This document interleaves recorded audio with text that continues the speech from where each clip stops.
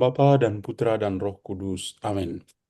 Bapa dalam surga, kami bersyukur padamu hari ini Engkau mengingatkan kami untuk membangun semangat pertobatan dalam hati kami, dalam kehidupan kami sehari-hari, untuk boleh berdamai dengan Engkau, berdamai juga dengan sama yang ada di sekitar kami. Semoga semangat pertobatan betul-betul menjiwai seluruh kehidupan kami dalam menjalani hari-hari kehidupan. Ampunilah segala kelemahan-kelemahan kami ya Tuhan, dan perdamaikanlah kami dengan Dikau atau dengan dirimu sendiri. Demi Kristus Tuhan dan pengantara kami. Amin. Dalam Amin. nama Bapa dan Putra dan Roh Kudus. Amin. Amin. Baik seluruh keluarga besar LPF yang saya kasih dalam Kristus. Permenungan kita pada sore hari ini adalah tentang membangun pertobatan kita. Kata pertobatan memang kita sudah mendengarnya, kita sudah berusaha untuk menghayatinya dalam kehidupan, dan eh, tidak hanya berlaku pada masa-masa istimewa seperti pada masa Adventus atau masa Prapaskah, di mana kita mendengar kata pertobatan ini. Tetapi sebetulnya sepanjang hidup kita sebagai pengikut Kristus, kita perlu membangun semangat pertobatan. Kita semua ingat Paus Fransiskus mengatakan tentang pertobatan ekologi. Tadi pagi ketika saya merayakan misa pembukaan tahun ajaran di sekolah kami, saya mengatakan perlu pertobatan dalam dunia pendidikan. Artinya bahwa sepanjang hidup kita pasti akan berjumpa dengan kata pertobatan ini. Maka seperti biasa saya menyiapkan materinya dan coba untuk membagikannya untuk eh bentar ya.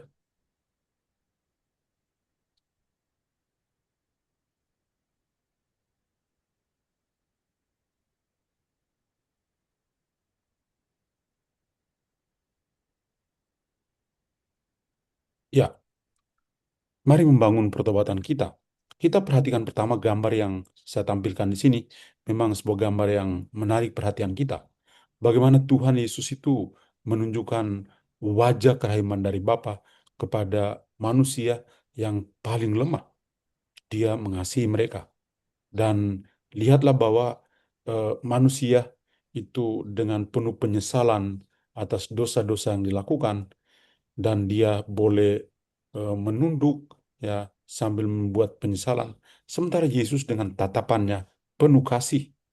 Yesus tidak memandang di tempat lain, tapi memandang pada pribadi manusia ini, dan memandang itu atau melihat itu artinya dia sangat bermurah hati kepadanya.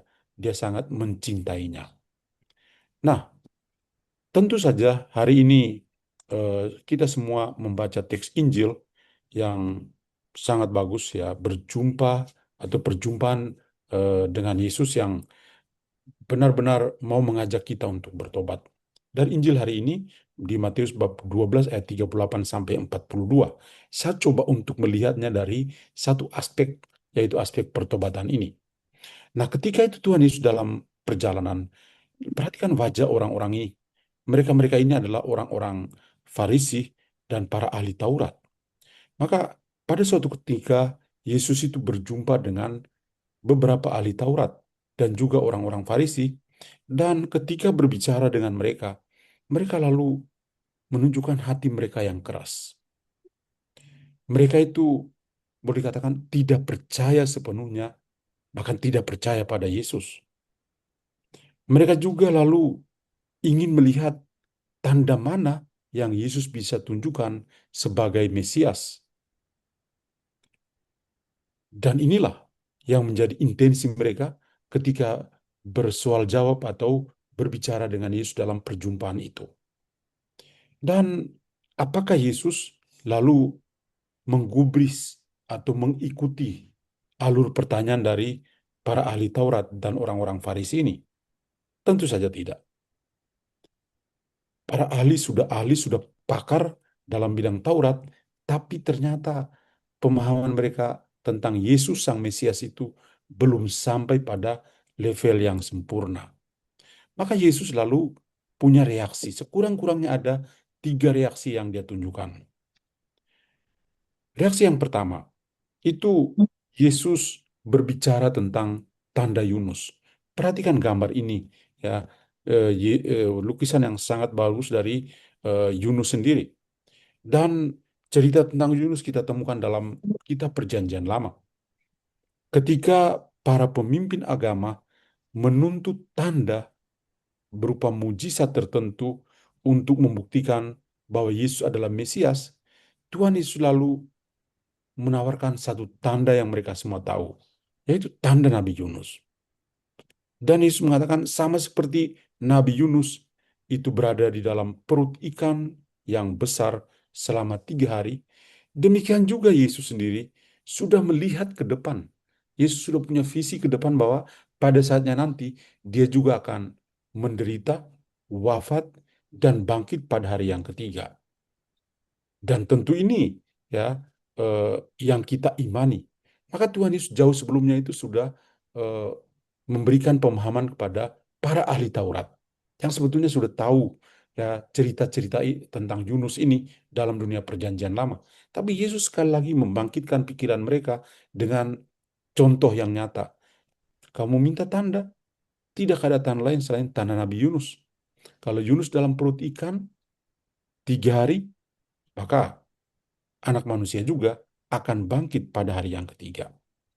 Maka kebangkitan itu menjadi bukti terakhir dan tidak terbantahkan tentang siapakah Yesus sebenarnya.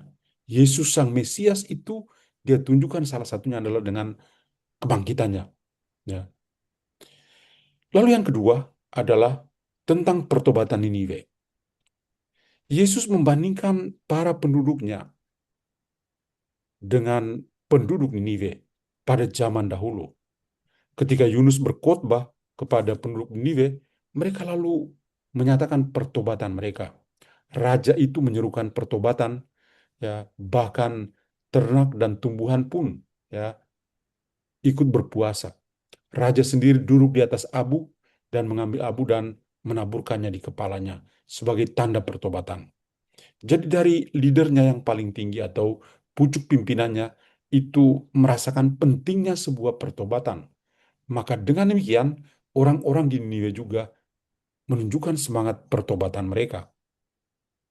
Lalu Yesus menjelaskan bahwa pada hari penghakiman, orang-orang asing ini akan bangkit dan menghukum para pemimpin agama pada zamannya, karena para pemimpin itu menolak pesan yang jauh lebih besar daripada pesan Yunus. Yesus jauh lebih dari Yunus.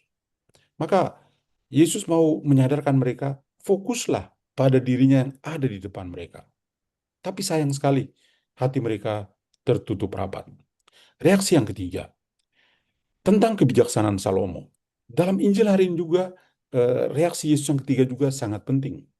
Yesus itu menyebut Ratu Sheba atau Ratu dari Selatan, dia akan datang ke Yerusalem dan mau tahu, ya, mungkin mau tahu banget, ya, apakah yang dia dengar tentang eh, Salomo itu betul-betul orang yang bijaksana atau tidak. Dan ketika dia tiba, dia bisa menyaksikan tidak hanya pada pribadi Salomo, tapi orang-orang yang bekerja dengan dia menunjukkan sebuah eh, sikap yang tidak lain adalah pengejawantahan dari kebijakan Salomo itu. Maka sambil mengobservasi, ya, dia lalu mengatakan, sekarang saya tahu, setelah saya melihat semua ini, saya tahu bahwa Anda memang orang yang bijaksana. Dan Yesus mengatakan pada para ahli Taurat dan kaum Farisi bahwa dia itu lebih dari Salomo. Lebih dari Salomo. Ya, pada level manusiawi, itu orang-orang ini hanya mengerti pada, oh ya, Salomo itu terkenal karena bijaksana, dan sampai di situ. Tapi Yesus mengatakan, justru dia sendiri itu lebih dari Salomo. Dan itu eh, harus menyadarkan mereka bahwa Yesus adalah anak Allah yang lebih tinggi, ya, lebih tinggi tingkatnya atau lebih tinggi derajatnya daripada seorang nabi atau orang seperti Salomo sebagai pemimpin. Nah, secara singkat boleh dikatakan bahwa tanda yang paling utama yang diminta oleh kaum Farisi dan para ahli Taurat itu sudah diberikan. Tuhan tidak perlu memberikan sebuah mujizat atau sebuah tanda yang baru, ya. Karena apa? Karena Yesus sendiri sudah mengatakan tentang kebangkitannya. Jauh sebelumnya dia sudah omong tentang kebangkitan dengan berpatok pada pengalaman Yunus dalam dunia perjanjian lama. Lalu yang kedua adalah bahwa perlu hati yang terbuka untuk bisa bertobat.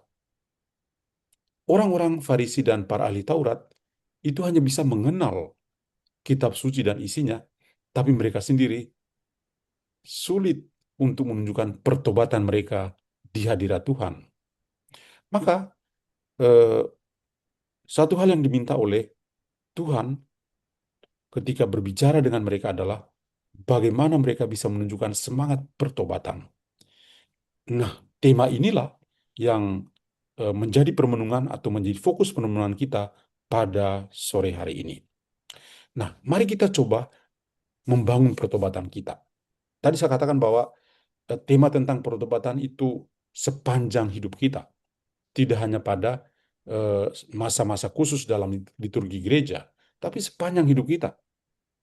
Ada pertobatan ekologi, saya tadi mengatakan tentang pertobatan dalam dunia pendidikan, itu perlu.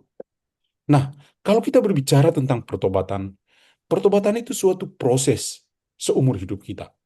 Untuk apa? Untuk mengubah hati kita. Mengubah hati kita. Atau bisa juga boleh dikatakan proses pertobatan itu untuk berpaling dari dosa. Dan satu lagi adalah proses pertobatan itu mengarahkan diri sepenuhnya hanya kepada Allah. Atau dengan satu kata yang kita tahu juga adalah metanoia. Metanoia. Sebuah perubahan yang radikal di dalam kehidupan kita untuk terarah hanya kepada Tuhan. Nah, ini menjadi satu hal yang istimewa. Lalu yang kedua, pertobatan itu bukan hanya sekedar rasa bersalah saja yang kita rasakan. Tapi apa? Tapi sebuah tindakan nyata untuk bisa memperbaiki relasi kita dengan Tuhan dan relasi kita dengan sesama. Jadi kalau kita mengatakan tentang pertobatan kita mengatakan tentang bagaimana menata kembali, menjahit kembali sobekan-sobekan relasi kita dengan Tuhan dan juga dengan sesama yang ada di sekitar kita. Nah, itulah suatu pertobatan di dalam kehidupan kita. Nah, kita itu dapat membangun pertobatan pertama-tama pertobatan yang sifatnya batinia. Nah, pertobatan sejati itu dimulai dari dalam hati kita. Kita tidak bisa mengandalkan orang lain bertobat, tapi kita mula-mula pertobatan itu dari dalam hati kita, dari dalam diri kita sendiri. Menurut Katekismus Gereja Katolik, pertobatan batin itu diwujudkan melalui tiga cara yang juga kita sudah kenal, ya, dalam masa Prapaskah pada hari Rabu Abu ini sudah langsung didengungkan. Yang pertama, pertobatan batin itu bisa kita wujudkan melalui hidup doa kita. Doa itu kita berkomunikasi lebih dekat lagi dengan Tuhan. Doa itu berarti kita mengangkat hati dan pikiran kita hanya tertuju pada Tuhan. Yang kedua, kita membuat puasa atau melakukan puasa dalam kehidupan kita. Dengan apa? Dengan menyangkal diri untuk mengendalikan hawa nafsu kita, kelemahan-kelemahan kita, titik-titik hitam atau noda hitam dalam kehidupan kita. Kita mengontrol diri kita. Lalu yang ketiga adalah memberi sedekah atau karya amal kasih. Kita berusaha untuk berbagi kasih dan juga kepedulian kita kepada sama yang membutuhkan. Sharing is caring. Berbagi itu sebagai sebuah tanda kepedulian kita kepada sama. Nah, pertobatan batin itu melewati tiga hal penting ini, doa, puasa, dan sedekah. Lalu, hal lain yang berhubungan dengan membangun pertobatan kita adalah pentingnya sakramen tobat atau sakramen rekonsiliasi, sakramen yang keempat. Nah, sakramen tobat itu biasa disebut juga sebagai sakramen rekonsiliasi atau sakramen pendamaian dengan Tuhan. Yesus menurut Santo Paulus adalah damai kita. Yesus adalah damai kita karena dialah yang mendamaikan kita dengan Bapa di surga. Itu Santo Paulus. Ya. Sakramen tobat itu bisa menjadi sebuah sakramen pendamaian antara kita dengan Tuhan. Kita sudah tahu langkah-langkah yang penting dalam membangun tobat kita, dalam sakramen tobat.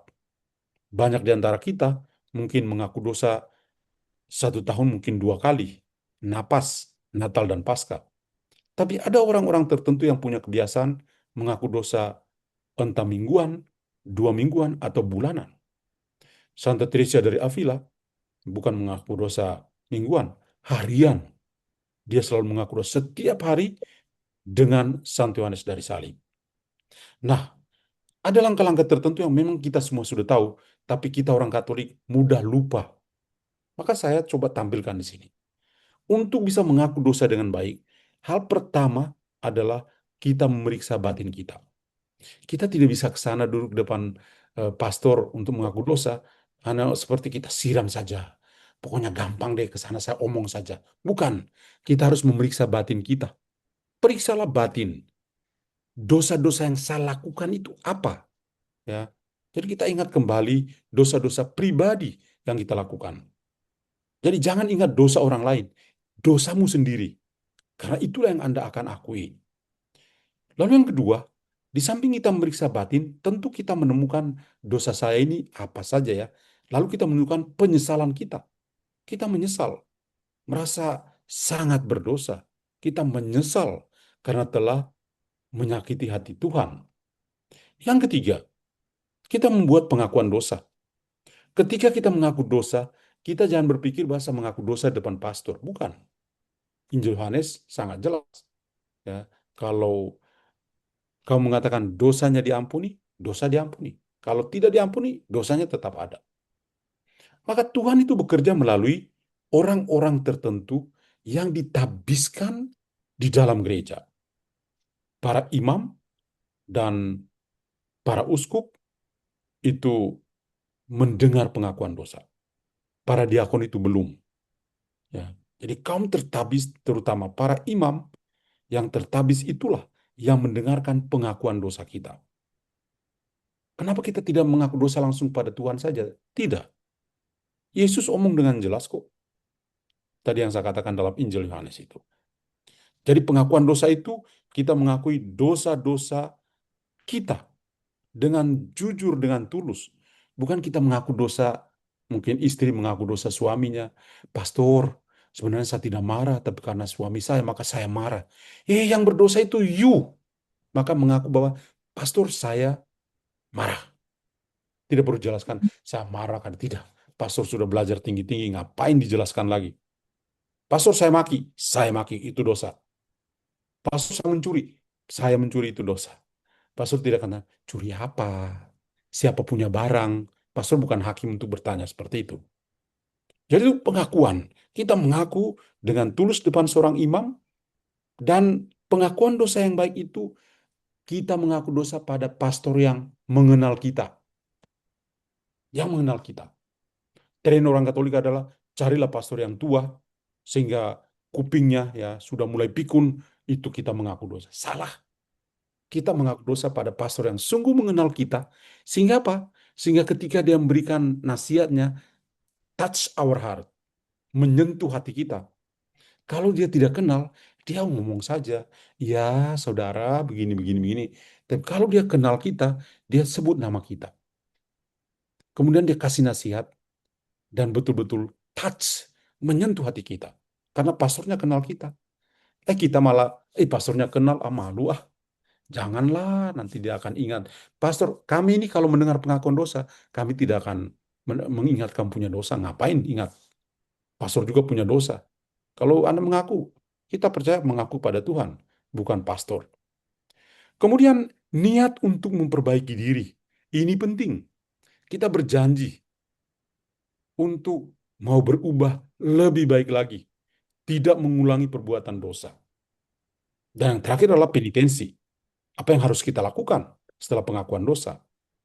Ya, kita menjalankan tugas atau doa tertentu yang diberikan oleh imam sebagai sili atas dosa-dosa kita. Nah, ini adalah sakramen tobat yang kita sudah sering lakukan. Pastor mengulangi kembali bagaimana kita membangun kembali pertobatan kita melalui sakramen tobat ini. Nah, lalu apa buah pertobatan yang diharapkan? Buah pertobatan yang diharapkan adalah bahwa pertobatan itu membawa pemulihan hidup kita. Kita pulih, kita sungguh berubah. Ketika seseorang itu bertobat, ia tidak hanya diampuni dari dosa-dosanya. Itu salah satunya. Tetapi juga dipulihkan hubungannya dengan Tuhan dan hubungannya dengan sama. Kalau saya mengaku dosa, dampaknya besar. Relasi saya dengan Tuhan akan semakin baik dan relasi saya dengan sama juga akan semakin baik. Dua-duanya harus sejajar, berjalan bersama. Saya tidak bisa berdamai dengan Tuhan, sementara dengan sama saya tidak berdamai. Oh my God, saya pernah mengusir orang dari ruang pengakuan dosa ketika dia minta pengampunan dari Tuhan dan saya bertanya, apakah Anda juga mau mengampuni? Tidak, Pastor.